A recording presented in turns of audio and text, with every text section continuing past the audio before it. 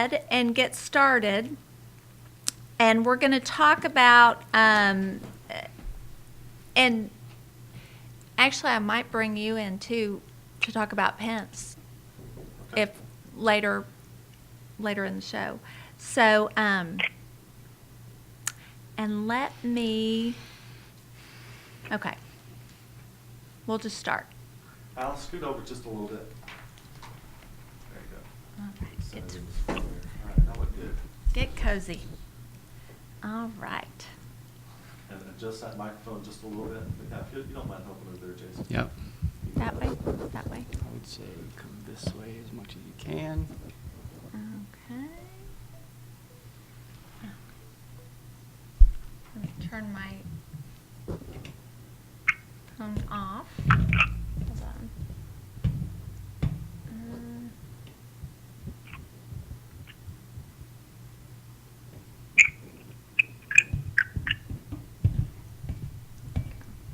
Make sure that's not loud. Okay.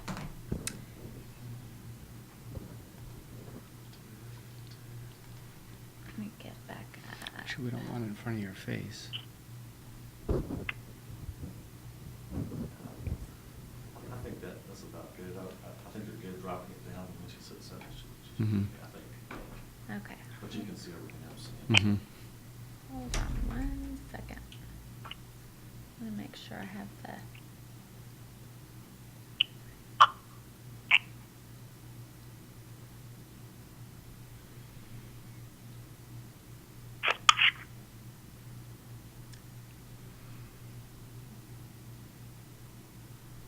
Okay. Lee County School District. Okay.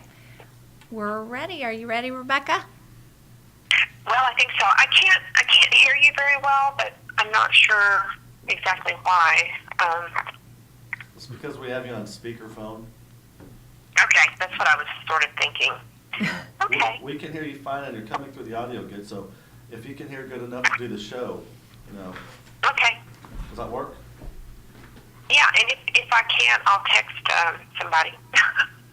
Okay.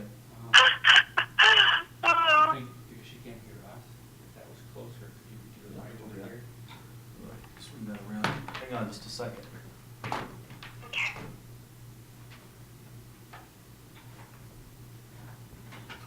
In fact, if you just want to take it over there, I can get a longer cord if we need.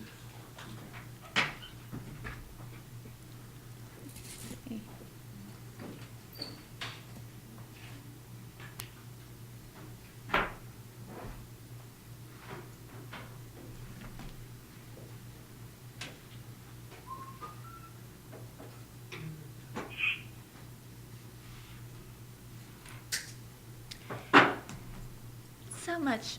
When we first started, we had like a little studio audience on that side. And we were, but then people would be in here and you couldn't do this kind of stuff. Yeah. And they were always Talk, wanting to talk, talk. But see, now I get it, but step outside, we're trying to do something. Right, exactly.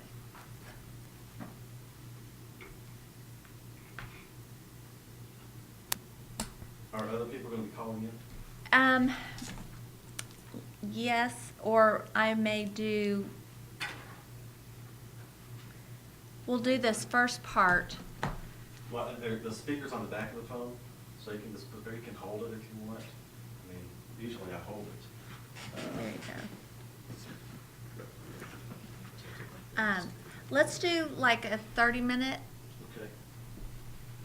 segment, and then we'll call people for interviews and that kind of stuff. Okay. Kind of break it up that way. Okay, is that where you're going to be talking? Yeah. Is Okay. that okay? Yes. I want to make sure that you are still in camera. Very good. Hey, Alice, are you doing any video stuff on today? We'll probably add some in to the edited. Mm-hmm. We're going to be talking about the, I should tell you what we're going to be talking about, right? Minor detail. Just a minor detail. What happened, some things happened last night in Florida with the Stop Common Core movement. And then there's a delegation from Oklahoma and different places. People are coming in from across the country to stand against Pence, who's the keynote speaker. And then we're going to talk about last night the Thomas More Law Center privacy opt-out form. And then that's going to lead into what Jason's doing in Florida. How would I describe it? With the People's Grand Jury Yeah. under common law. Sorry. Yes, The the whole People's title. Grand Jury under common law. Mhm. The People's Grand Jury under common law. Okay, Mhm. very good. And that specifically on Common Core?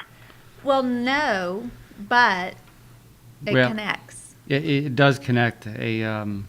Spoiler alert, a county, some folks got together and elected jurors to serve in the People's Grand Jury under common law. And they voted on and passed 2 true bills of presentment, and one of them was bribery for the implementation of Common Core. Yeah, That's good. exactly. Good. I remember hearing about that years ago. I've forgotten about it, actually. The People's Grand Juries. I vaguely remember that. Yeah. Not back in my memory. That's a good idea. Yeah. Great idea. It's a little bit different than you may be referring to the Citizens Grand Jury, which like Larry Klayman did, and that's a whole nother With story. judicial, Yeah, that's the whole judicial watch, yeah. a very different animal. Oh, it is? Okay, that's probably what I'm thinking about then. Yep. Great. So that's what we're going to talk to Jason about. I'm going to set that up with what happened last night in Florida and then with what happened on our conference call last night. Okay. And then lead into what Jason is doing. What do you want me, how do you want me to introduce you? What do you do? You can say host of American Patriots Radio. Okay. Yeah. Okay. Host of American Patriots Yeah, Radio. all- See that up there? Yes, thank you. An all-around great guy. Yeah, Just kidding. all around great guy. JasonWHoyt.com. JasonWHoyt.com. Yes. Very good. Who, when you're on the road, make sure you're filled with trail mix. Yes. And a rock star. Hey, right across the street at Aldi. Yeah. If you like trail mix, you got a great selection, 59 cents for a little bag. Oh, that's awesome. Perfect. All right. So, okay. Are you ready, Miss Rebecca? I'm ready. I didn't know that's who you were calling. I thought you were calling that lady from the Oh. traveling. So I was like, good to hear your voice, Rebecca. I didn't know that was her when she said, that's hilarious. That's right. This is Rebecca. She's usually sitting in the chair next to me. Yeah. So, I didn't know that until Yeah. I actually grabbed the phone and looked at the caller ID. I'm like, hey, that's not who I thought it was. Oh, gosh. okay. Well, I think we are ready, Miss Rebecca. Okay. Let's roll. Hello, and welcome to the Women on the Wall radio show. I can't tell you how excited that I am to be live in studio at the Lone Star Tea Party studio here with my co-host, Rebecca Forrest, who most people know. She's calling in live from Austin, Texas. How are you doing, Rebecca? I'm doing great. You know, I really planned on being there with you today, but my car had other plans today, so I'm sort of stuck here in Austin, and just sorry that I didn't get in to see our great guest today, Jason Hoyt, out of Florida. I'm sorry I didn't get to see you there today, but I'll be glad to be listening in and hearing all the wonderful information you're going to give us, Jason. Great. Well, I'll be here actually for a few days, so I hope to maybe see you in the next few days as well. Great. That'd be great. And so, who is Jason W. Hoyt sitting next to me? This good-looking guy who, you know, that's why Rebecca and I, we don't. It's fun to have a young, good-looking guy hanging out with us. Right. And Got Josh and Jason today, both of them. yeah, two young guys, Josh and Jason. So, Jason W. Hoyt from JasonWHoyt.com has been a good friend of mine for several years. You were the host of the American Patriots Radio out of Florida. Yep. And, you know, it's interesting because there are certain people in the last, 5, 6, 7? Yeah, 5, 6 years. years Yeah. who have been in the trenches of the grassroots Tea Party movement. Like,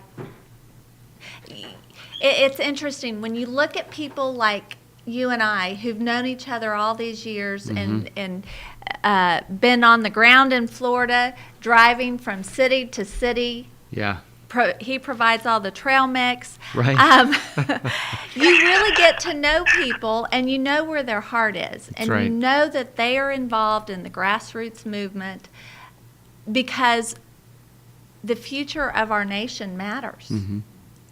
And they are, and there's been a lot of lessons learned along the way, Absolutely. a lot of mistakes made, a lot of huge victories, and there are people that that I know, like you, who I know you're always going to tell me the truth.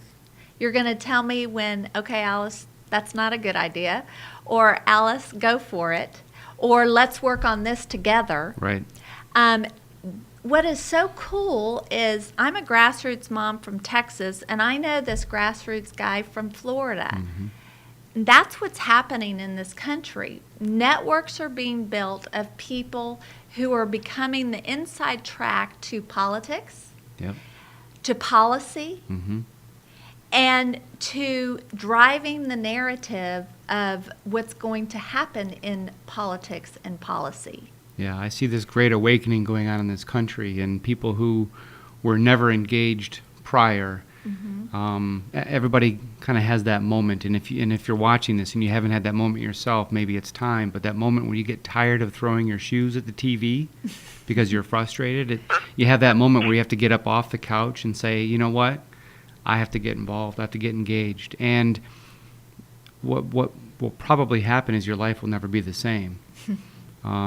You know, I often say this, but God put me at the right place at the right time, and I was paying attention, but it was His doing that, you know, put me on the original conference calls that launched the Tea Party, February of 2009.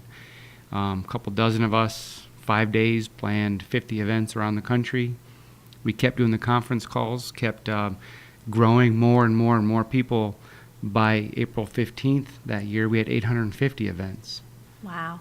And then after that, we didn't do the conference calls anymore. There was no more steering this thing. There was no more, this genie was out of the bottle. And we concentrated on our core principles and values. And people said, I've got to do something because those are American principles and values. And I often say, if you would have asked me February 27, 2009, what's the 17th Amendment to the Constitution, and how does it affect the relationship between the states and the federal government? I wouldn't have been able to answer that. I didn't know. I just knew something was wrong. Right. Something wasn't right. The mentality in D.C. and in our local offices was wrong. The debt, the spending, all of that. I just had to get involved. And since that time, I rolled up my sleeves like so many have and met so many awesome people from around the country who also care, who also are on that path, this awakening and doing whatever it takes to learn. Right. Because for so long we haven't been engaged, we haven't been involved, and we haven't done our due diligence. We haven't read the Constitution, for crying out loud. We keep Right. shouting, hold them accountable, but most people don't know what the Fifth Amendment is. Right. They don't know what our responsibilities are and what limited role they're supposed to play.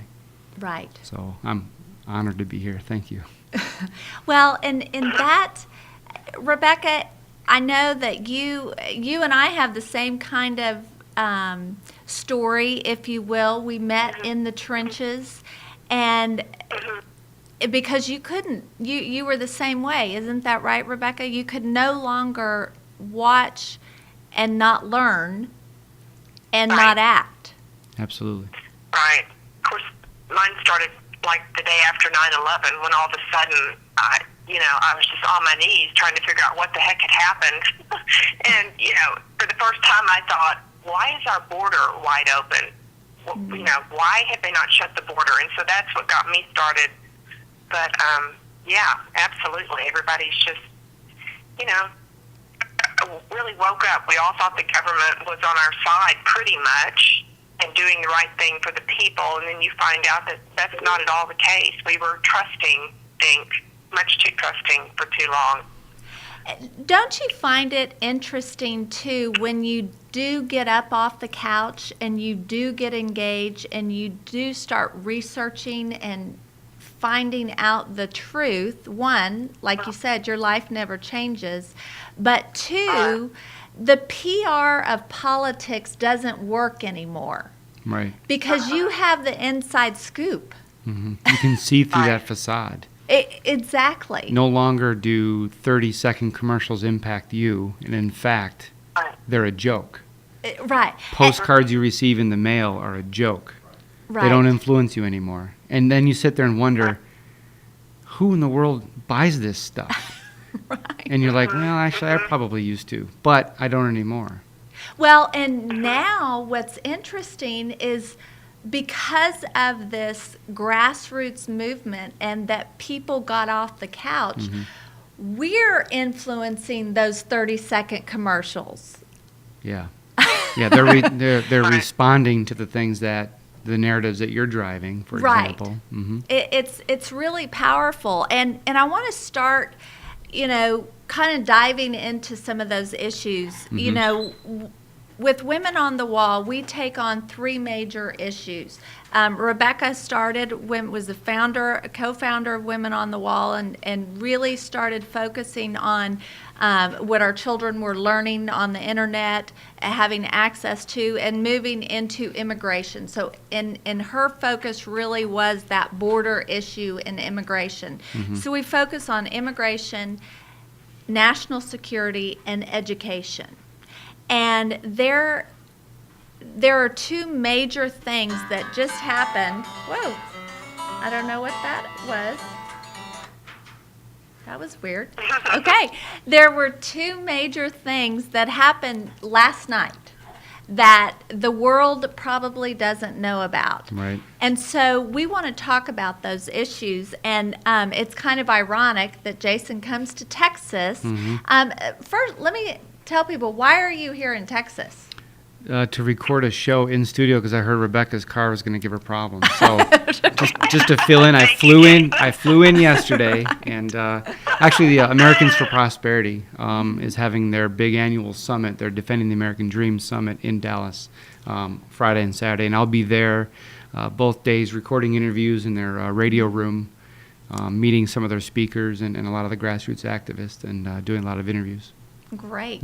And really, that's part of this grassroots movement that's happened. We've become the media. We go to events and Right. we get our media passes and we show up and cover them. With American Patriots Radio, one thing that I say in part of the About page, if you will, is that I want to bypass the same old talking heads you see on the news. And it's the same people. They're all the same talking heads, and I want to actually meet and talk to the people who are actually making the difference, the boots on the ground, not the talking heads. You see the same rotation on Fox News, for example, and it's like, I want to talk to the real people who are making a difference, and that's you guys. Well, and it's interesting that you come from Florida because there's some major breaking news out of Florida last night on the anti-Common Core front. People know we've been talking about Common Core and C-Scope and all of these things, and these networks of moms and dads that are building across the country. We got word that in Florida last night, Lee County School Board, passed a resolution. It was a 3-2 vote to stop, to basically go against the law, the state law, and not conform to the mandated state testing. Yep.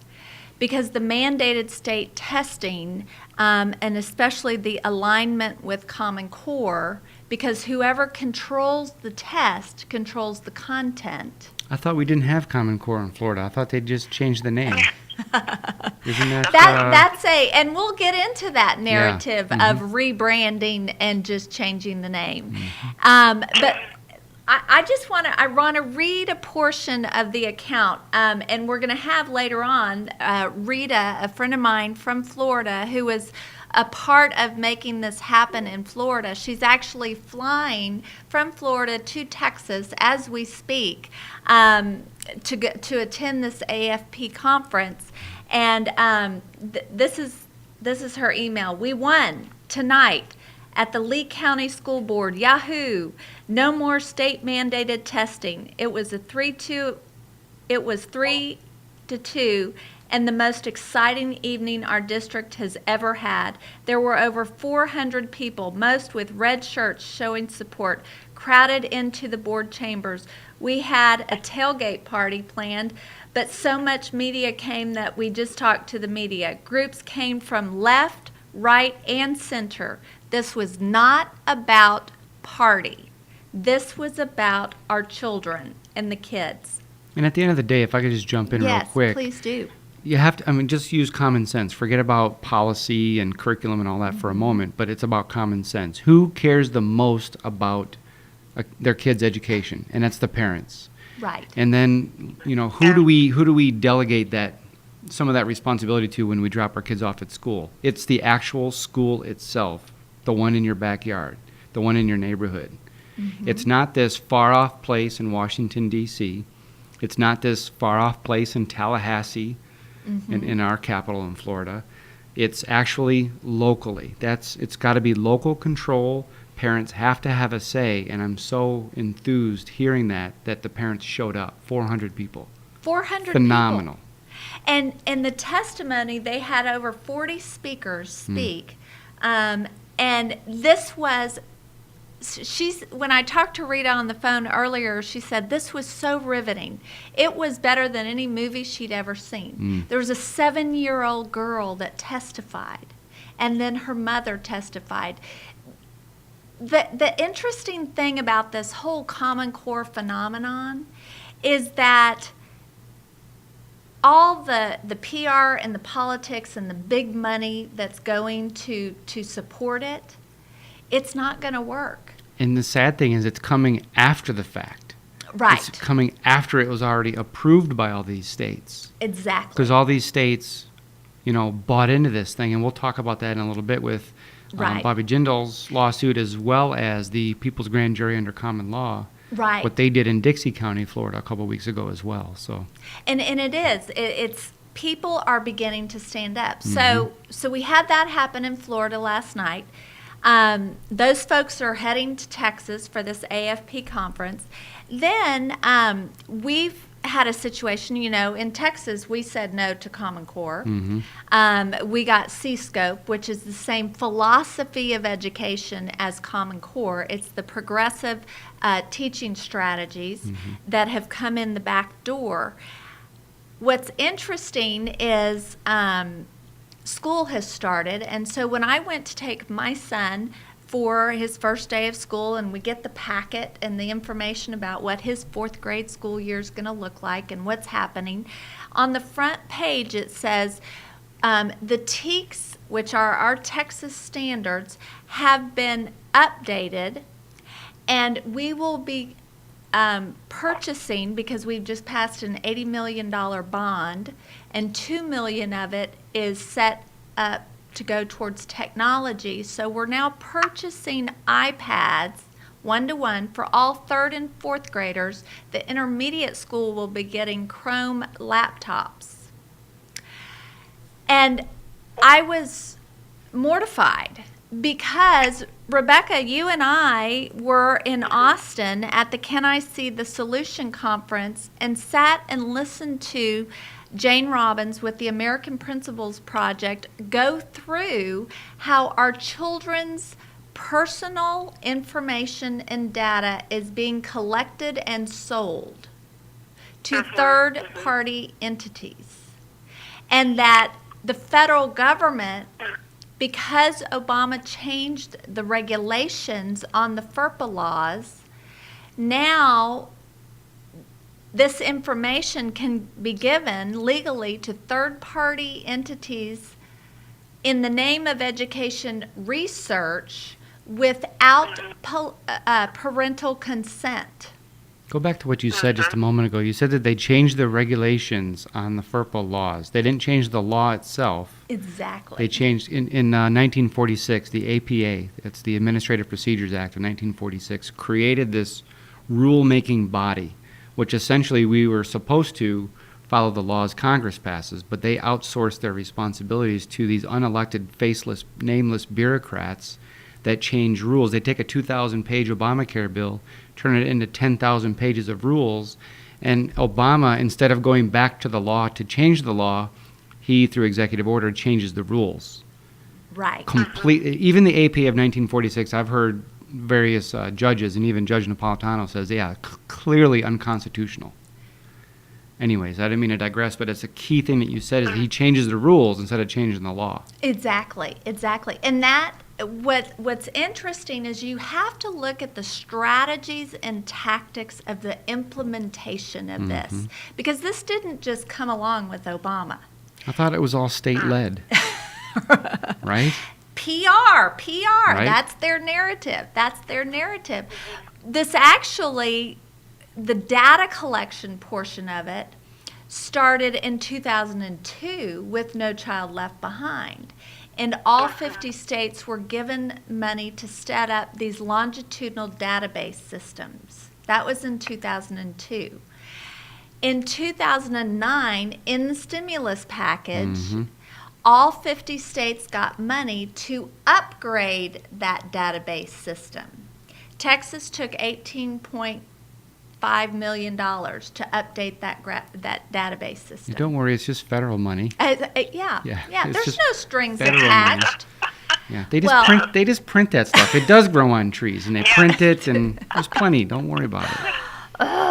Drives me crazy. Yeah. So then we had in Texas, and this is happening in all 50 states, and the reason why I know is because, Rebecca and you and I were in the car driving to Austin, and we heard about these P20. We were listening to video of our friend Jenny White out of Oklahoma, who runs a anti-Common Core group there, and she kept talking about these P20s, and I said, well, we don't have P20s in Texas. We don't have Common Core, so I'm sure we don't have P20s. So then What's a P20? Sorry, point of information. And that's what I'm gonna. Yeah. So I start going, what's a P20? I start Googling it. Well, P20 stands for preschool through the workforce. You have a P12, which is preschool through 12th grade. What they're doing, I found out, when I figured it out what P20 meant from Jenny and started Googling it, well, Texas was going through the process of passing legislation authored by Republicans that set up a P20 in Texas. It set up, and it passed overwhelmingly by Republicans and Democrats alike. And what they did, it set up 3 education research centers that, in the name of education research, have access to our children's personal data. And because of the change of the regulation in the FERPA law, it is taken without parental consent. Wasn't it Michael Savage who said, when the Republicans and Democrats get along, the people get screwed? You got it. Yeah. That you are exactly right. Correct. Absolutely. You're exactly right. So I'm doing all this research and learning, and then I go to take my 4th grade son in, and that's the first page of my packet, and that now he's going to be on an iPad, and I'm going, this is real. This is my child. Right. What do I do? And notice they weren't asking you. They were saying, No. we've changed this. This is what we're doing. Exactly. And so what's interesting is I started thinking, because we've been in this grassroots movement, we take action, we figure out what do we do about it. So I was talking to Jane Robbins with the American Principles Project and Donna Gardner, who's been a huge, I just can't tell you how appreciative we are of all of her work. We were talking about, how do I opt my child out of technology in the classroom? Right. I don't want my child's personal information to be collected. And so on Monday, I sent an email to our school board and our superintendent and said, what is the process for me as a parent to opt out my child?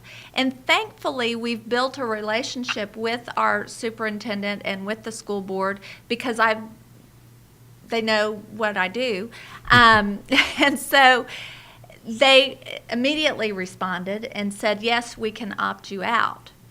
But they said, just opting you out from the iPad is not necessarily fixing the data collection. That's another issue. And so then everyone knows we have the weekly conference calls for Women on the Wall with these communication teams that we've set up across the state. So that was scheduled for last night. Well, God has a funny way. He just puts the right people in He's place moving. at the right. He's moving. He's moving pieces. He's moving people. He is. And as long as we are getting rid of or trying to suppress our own personal wants and listening to what God wants and saying, use me, Right. I think we can work wonders. We can. And so I get this text message and call from my friend Tom Lynch at the Thomas More Law Center, and he said, I just wanted to make sure that you got the email about the opt-out form that the Thomas Law Center has just released. I was like, oh my gosh, this is it. This is what I need. Beautiful. Beautiful timing.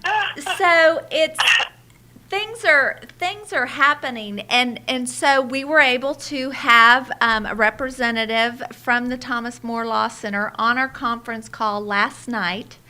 And let me read the disclaimer, legal disclaimer. It says, Student Privacy Protection Opt-out Request Form. Legal disclaimer, the Student Privacy Protection Opt-out Request Form was designed by the Thomas More Law Center in accordance with federal laws and the laws of the state of Michigan. So this is out of Michigan. It is available as a general reference and guide for all concerned parents. However, each state has different laws that may impact educational issues differently. Therefore, if you are dealing with a school outside of the state of Michigan, it is important that you consult with a licensed attorney from your state for additional review. And I tell you that because we had Catherine McMillan on our call last night, and we want to make sure that I give out the correct information, that this opt-out form can be adjusted from state to state. And so what we will be doing here in Texas, we're in contact with the Thomas More Law Center, and then they've set up attorneys in Texas who will take this issue, if you will, and create pro bono an opt-out form geared towards the state of Texas. And so what's interesting is, and if we can go a little bit longer, I think we're going to go a little bit longer. What we're going to do is make this form for Texas, and as parents say, just like they did in Florida, because it's law that you have to take those state-mandated tests. What the resolution in Florida, what they were saying as a school board is, we are not going to comply with the law. That's right. And let's see where that goes. What Catherine McMillan clearly stated last night, like in Texas, we passed our legislature passed HB 2103 that says that this data can be collected without parental consent and given to these education service centers. What this opt-out form is saying is, me as a parent, I am not going to conform with that law. Mhm. And I have the natural law. That's my child. That's right. I see this happening more and more around the country, and it's going to become a bigger issue. Look at Obamacare. Look at the mandate. I know a lot of people who are saying, you know what, my rights come from God. I will not comply with your mandate. You don't tell me what I have to do. Right. Look at the EPA intrusion on people's property and fining people $500 a day for collecting rainwater on their own property, for crying out loud. There's people that are saying, guys, you've overstepped your bounds. I will not comply. Right. And that's what this disclaimer. And so, and in my school district, they know. What's interesting, when you become the media and when you have these conference calls and you make them all public, then those people that you are trying to hold accountable, Yeah. they're going to listen in. Absolutely. And so, and I'm not doing this opt-out form or going through this process to attack anyone in our school district, because a lot of those people are being held hostage by the laws as well. And so they know that now I'm not going to comply as a parent, and I am willing to work with an attorney to take it Yeah. the full way down. And what's interesting, I want to get into what you're doing, Jason, in Florida, because this is all about people saying we will not stand for this anymore. And Yeah. tell us a little bit about the People's Grand Jury under common law. Before I do that real quick, Rebecca, as we're talking about listening in, I'm going to email you the Constitution this afternoon, so then at least the government will read it. We've got to get them to read it, so I do that often. I'll email the Email it. Constitution to people just to make sure that the government is reading it, and the IRS and everybody. That's great. Just to back up a little bit about what's going on in Florida, and actually across the country, there's an organization that I found called the National Liberty Alliance.org, and they really started this movement, call it, last year, and it's not something that a bunch of crackpots came up with in the basement of their house or over coffee at Panera Bread. This is something that has been under our nose the entire time, and it's actually in the Constitution. And the reason I started looking for something like this, and this kind of came to me, and I was made aware of it, was I started asking about accountability. We always talk about, we got to hold these guys accountable to the Constitution. We got to hold them accountable to their oath. What does that mean? What does that really mean? And when you ask most people, if they're honest, they'll say it like this. They'll say, well, we have to wait every 2 years for an election to hold them accountable. And maybe, just maybe, if we knock on enough doors, maybe our guy will get elected. And maybe, if there's enough of those people that get elected, maybe they'll pass legislation that might reverse the damage and restore our natural God-given rights. Maybe. And it's a very narrow, corrupt path. We have to wait every 2 years. And when you think about that, you think about what the founders went through, shrugging off, declaring independence, a treasonous act, fighting the world's most powerful military, and declaring independence and writing a constitution, forming a government. You can't convince me that in our idea of self-government, that the only thing that they put in that system is we have to wait every 2 years. You can't convince me of that. So I started, when I asked that question, and I'm writing a book called How to Save Our Republic, America's War on Statism. And I talk about a lot of different fronts, a lot of different things that are going on. And when you talk about that accountability, I do a little bit of a pivot point to that point, and I say there's got to be something that we can do on a daily basis to hold them accountable. And oddly enough, it's right there in the Constitution already, the Fifth Amendment. The Fifth Amendment says no person shall be held to answer for a capital or otherwise infamous crime unless on a presentment or an indictment of a grand jury. Now, right when you say grand jury, right when you say indictment, I'm sitting in the middle of Texas here. I know that a lot of people cringe when they hear that. Right. But think about what most people hear when they hear the word indictment. Ooh, somebody was indicted. Ooh, they're guilty of something. Everybody thinks that. All an indictment is where the government, here as a district attorney in our state would be a state prosecutor, brings evidence to the people of a grand jury, which is supposed to represent the people, jury of your peers.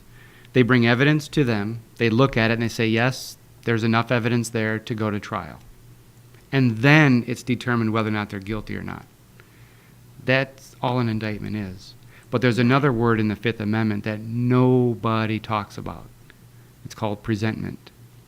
When you look up that word, presentment, I don't know if you know what that is. A presentment is where a grand jury, based on their own initiative, can begin an investigation and looking into criminal activity. Not sitting there waiting for Right. a prosecutor or a district attorney to convene the grand jury to bring them evidence. A grand jury themselves. So I often ask people, I say, do you think the founders created the jury system? Most people, I don't even know.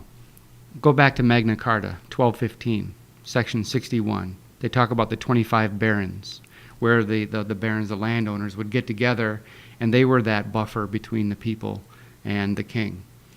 And for centuries of common law, which is, we're supposed to be based on a common law system. Common law defined as customs and usages as defined by the people, as determined by the people. We created a common law system here, and the founders put the grand jury system in the Constitution based on centuries of history. And even decades into our founding, grand juries operating under common law would hold the representatives accountable on a daily basis. If there was, modern day example, county commissioner seat number 5, they just voted on something and their cousin got the landscaping contract. A grand jury could begin an investigation just on a hunch, could begin an investigation looking to see if there's any wrongdoing there. Through the research, Manatee County, Florida, 1901, newspaper article. The grand jury put, after their 6-month term, they put together a report, sent it to the newspaper, and they published it. And it was a complete audit of the local government. They talked about the courthouse needed cleaning, the sheriff's office needed more space. There was $9,000 some odd in the treasury that was unaccounted for. And that's what the grand jury did. I found an article where a grand jury put out a report as well, where they did a whole complete audit as well. And that was from the beginning of this month in Alabama. So can we just create our own grand jury? Essentially, what a segue. That's awesome. So here's the issue. When you look at a grand jury today, most counties or every county should have one. But the problem is they're a statutory grand jury. They're a puppet grand jury. You look at 3 things: how they're formed, what instructions they're given, and then what functions they perform. And today, how they're formed is through the system, through the filter of the government. And let me fast forward really quick. This is also supported by the U.S. Supreme Court. 1992, Justice Antonin Scalia, writing for the majority opinion, talked about it. He said the grand jury requires no authorization from its constituting court to initiate an investigation. And I have a blog post at jasonwhoyt.com, and actually I have a shortcut, jasonwhoyt.com/123. Okay. And it'll take you to a very, in my opinion, if you don't mind me saying, a very impactful piece that goes through everything I just said with all the links and all the history. There's tons of things that he said. He said, because the grand jury is an institution separate from the courts, over whose function, this is the U.S. Supreme Court. Everybody, we all act like we're an oligarchy. We wait for the 9 folks in robes to come down from on high to tell us what our rights are. Well, Right. here's the Supreme Court talking about the grand jury. He said, because the grand jury is an institution separate from the courts, over whose functioning the courts do not preside, we think it is clear that, as a general matter at least, no such supervisory judicial authority exists. And there's a ton of quotes I have in there. So how is a grand jury formed today? Through the filter of the judge in the county or the clerk of courts in the county. It's not set up by the people. What instructions are they given? We oftentimes hear folks to say, well, don't worry, we won't call you unless there's a murder. Because they focus on the capital crime issue, not the infamous crime, which Cornell law defines as fraud and dishonesty.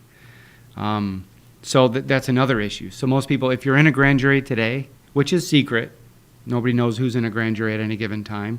The grand jury foreman can be known. But if you're in a grand jury today, think about what instructions did they give you. They said, don't worry, we won't convene you. We won't convene you unless there's a murder. Other than that, don't worry about it. In 1946, Federal Rules of Criminal Procedure Act, also 1946, by the way, I mentioned the APA, they tried to streamline a lot of these processes, and they completely left the word presentment out. They didn't change the Constitution. They didn't make it illegal. In a law review footnote, they said presentments are obsolete. That's what they did. So over the last several the decades after that, phased it out. So nobody today understands that a grand jury, and think about that. That was one of the functions where we, the people, could reach inside our government and root out corruption. Scalia also made a comment about it exists as a buffer or referee is what he said, between the government and the people. He said it's not in the first 3 articles of the Constitution, it's in the Bill of Rights. That belongs to the people. So what the National Liberty Alliance is doing is they're encouraging people to say, look, we're not going to really be able to change the existing statutory puppet grand juries. Mm-hmm. We, the people, have the right, backed up by the Supreme Court, to set up grand juries ourselves. And so that's really what they're doing. Now in Florida, what happened in Dixie County, there's a gentleman who was and actually in Rule 7.2 in the Florida instructions, the grand jury instructions, they say that if you hear of criminal activity, you can present it to your grand jury. If a grand jury member, even by their oath, by their duty, they're duty bound, if they hear of criminal activity, the grand jury can and should begin investigating. And so a foreman heard about some criminal activity, tried to convene the grand jury. Now that grand jury in Dixie County, one gentleman at the clerk's office said, I've been here 14 years, it's never convened. So he began the process, and he called them and said, go ahead and begin convening the grand jury. I've heard of criminal activity, I want to present it to everybody. So what did they do first? They called the state's attorney. And somehow, I guess the state attorney got in front of that and called all the grand jury members. Don't know what they said. The grand jury foreman asked them to provide them the grand jury handbook, the grand jury instructions, and the Constitution. And the state attorney did none of those things, or one or part, but didn't do all of them. They especially did not receive the Constitution. And so when that grand jury, the statutory one, convened, it was obvious that it was tainted, it was obstructed, it was compromised. And so the grand jury foreman filed a bill of information, said this thing is essentially, I'll just use my words, null, I didn't read it, but heard about it, null and void. Mm-hmm. This grand jury is compromised. So the people got together, had a big town meeting. They elected 25 jurors, 25 under common law. I don't know why Florida or a federal statute says 23 for a grand jury. Florida statute says 21, but in our common law system, which the Florida Constitution says we're a common law state, common law says 25 for a grand jury, based on Magna Carta, going all the way back. So they convened a grand jury at the courthouse, 10 a.m. on this particular day, and I don't know what it's all secret. I don't know what the deliberations were, what the evidence was, what the votes were, but what came out of it was 2 true bills of presentment, filed with the clerk of courts, 4:31 p.m. that day, stamped, signed, received. And the 2 true bills were this. One of them was to that state attorney for obstruction of justice and tampering with the jury. And the second one was a charge of bribery for the implementation of Common Core. Wow. And the reason why, and I've heard this theory before, because of Race to the Top. Right. Race to the Top was Right. that Trojan horse.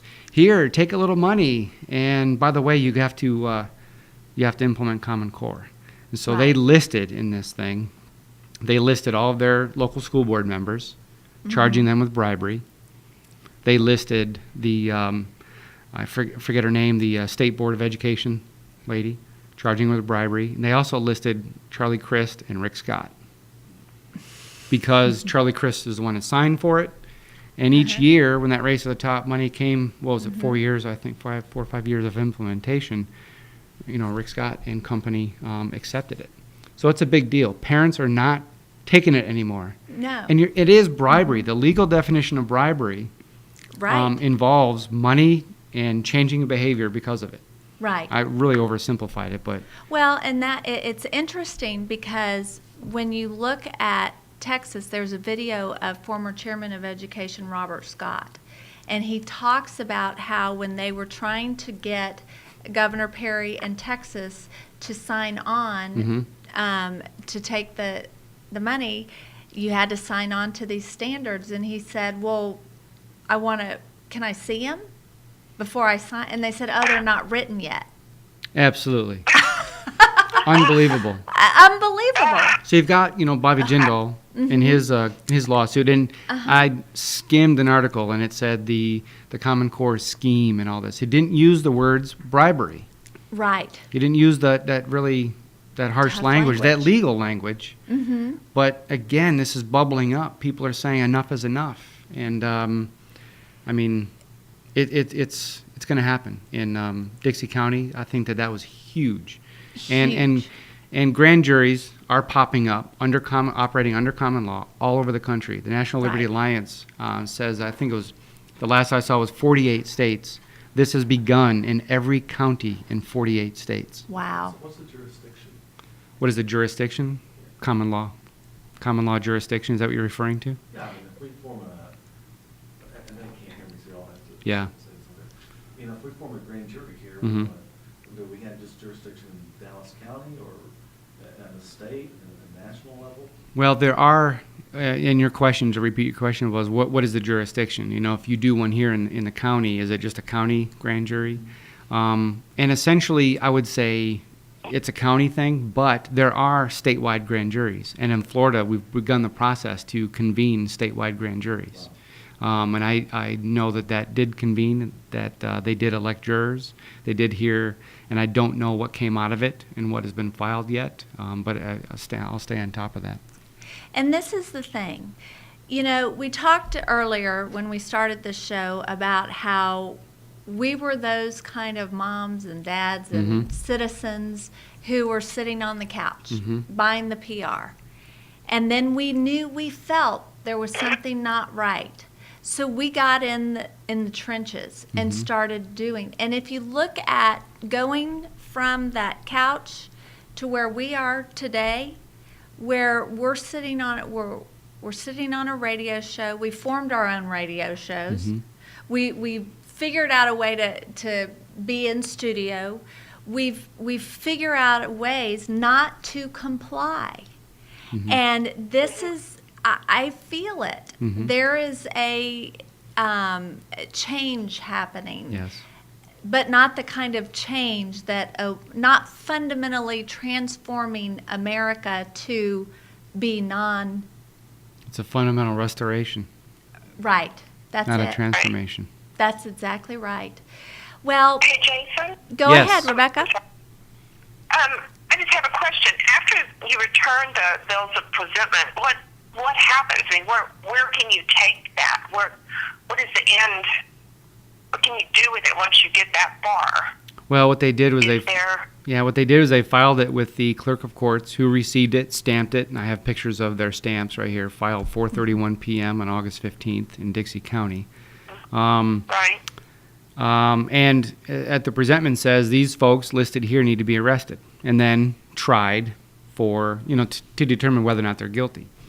Now the issue is, do you have a sheriff in your county or in your area that's going to respect the Constitution? And one thing they've been talking about, they uncovered, is at some point in time the oath of office in Florida changed.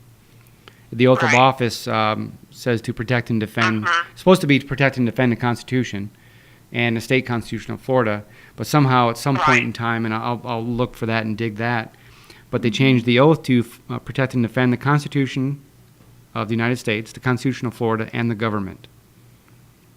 And Yeah. so when they meet with the sheriffs, they say, I see your oath says to the Constitution and to the government, which one are you going to choose today? Are you going to choose the Constitution, which Article 1, Section 1 of the Florida Constitution says all political power resides in the people. That's the first sentence in the Florida Constitution. It also declares that we're a common law state. Mm-hmm. And all the things I talked about in the Constitution with the Fifth Amendment, and everything the Supreme Court said.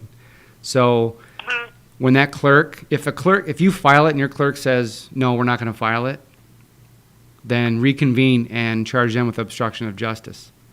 Uh-huh. And if the sheriff says, nope, I'm not going to do it, you reconvene, you charge him with obstruction of justice. Right. And you keep going and you keep going and you keep going. And what do we have to back us up? The Supreme Court has already, which, I know when you go to the Supreme Court website and you want to find out their decisions, their rulings, you have to go to the opinions tab because it is just their opinion. But as everybody follows what the Supreme Court says, they've already ruled on this. They've already decided. The grand jury operates outside of our judicial branch and the three branches of government. So I hope I answered your question. But at the end of the day, this is going to bubble up. More and more people are going to lay their cards on the table, whether or not they protect and defend the Constitution. And it's going to end up at the Supreme Court someday. Because as you're saying this, in the back of my mind, I just keep thinking of how things have happened with border security and how really pretty much all of our elected officials have not upheld their oath of office, and they have not protected us, and they knowingly have left the borders wide open, knowing full well that terrorists are flowing through and putting all of us at great risk. And I just, it just, in the back of my mind, I keep thinking, how is it that we cannot do something, really hold them accountable? There's another movement. There's another movement that's coming out of this, and I'll go through this really quick. Think about it this way: when a police officer in the line of duty during his normal operating hours, and he's on assignment or he's on location, in his line of duty, if he shoots somebody, he is essentially protected by the police department, protected by the sheriff's office, because he's acting in the line of duty. If that sheriff after work, goes to the bar on the way home, gets drunk, gets in a fight, hurts somebody, shoots somebody, that cop isn't protected by the sheriff's office anymore because of his responsibilities. He is personally held liable. Now, I have heard about this, and there's some federal code that talks about this, and I'm going to dig it up, and I'm going to report on it and try to start a movement and tell people, say, listen, we need to begin suing our representatives because their oath of office is to the Constitution of the United States. Article 1, Section 8 lists the things that they're supposed to be involved in. Everything else is not up to them. Everything else is outside of their oath of office, is outside of their scope of responsibilities. And we want congressmen, representatives, senators, everyone to recognize that we are coming after you, and your personal assets are going to be on the line. Your house, your boat, your cottage, all of that, if you act outside of your oath of the Constitution. Well, one of the things that's interesting to me in being involved in this grassroots movement over these last years is the strategies and tactics of the progressives and the people who are implementing this. And you look at that grand jury indictment of Governor Perry. Right. They knew what they were doing. And it's interesting, Josh just handed this to me. I'll just read the top line. Because the Democrat Party is no longer what it was in the past. And nor is the Republican Party. Amen. For that matter. But listen to this. This comes from the Texas Democrats. It has just been a few short weeks since the state party convention ended, and it is safe to say that the Texas Republican Party is dead and the Tea Party takeover is complete. That's good news. Yes, it's complete. This fall, it's not Democrats versus Republicans, it's the Tea Party versus the Texas Democratic Party. And what's interesting is when you look at what happened in Florida last night, I think it was very interesting that she said, this is not Democrat, left, right. Right. This is about our kids. Yep. And really, that's what this is all about. We're put on this earth for such a time as this to play a role. The beauty is we know the end of the story. Right. thankfully. And so, but we've got our role to play, and our role to play is to protect America, the American way, Mm-hmm. for the next generation so that they can be given the gift. Yeah, every generation has to make that decision. Right, What kind of country are we going to be? right. Exactly. And we have to make it not just thinking about ourselves and now, Mm-hmm. but about the next generation.